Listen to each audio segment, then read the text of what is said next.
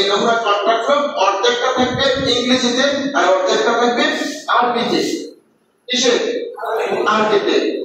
তাহলে এখানে অনেকেরই প্রশ্ন হতে পারে যে স্যার আমি তো ইংরেজি পড়তে পারি না, আমি তো আরবি পড়তে পারি না, তাহলে কি করব? কি প্রশ্ন আছে না?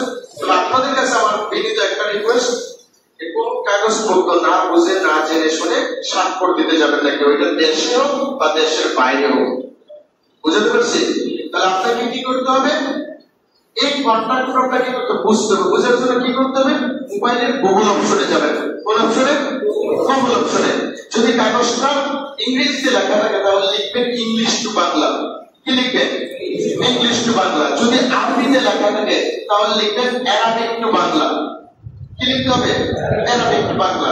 লেখার পরে সার্চ অপশনে সার্চ দিন, এরপরে ওয়েট করুন, দেখবেন এন্টার টেক্সট বক্স, একটা দুইটা বক্স আসছে। উপরের বক্সটার নাম হচ্ছে এন্টার টেক্সট বক্স, ওখানে একটা ক্যামেরা আছে, ক্যামেরাটা ক্লিক করে আপনার কাগজের ছবি তুলেন। দেখেন কয়েক সেকেন্ডের ভিতরে বাংলা হয়ে গিয়েছে, কয়েক সেকেন্ডের ভিতরে বাংলা হয়ে গিয়েছে। বুঝতে পারছি? তাহলে আপনি এখন বাংলাটা করে নিলেন, তাহলে কি আপনার সুবিধা হবে না? সুবিধা হবে কিনা? আমি আবার বলছি, বিদেশে যাওয়ার পরেও যদি কোনো কাগজপত্র কোম্পানি থেকে অথবা মালিক পক্ষের প্রতিনিধির কাছ থেকে যদি পেয়ে থাকেন, বলে যে স্বাক্ষর দেওয়ার জন্য, অবশ্যই মোবাইল বের করে আগে এটার ছবি তুলে বাংলা করে পড়ে কি করবেন? স্বাক্ষর দেওয়ার চেষ্টা করবেন।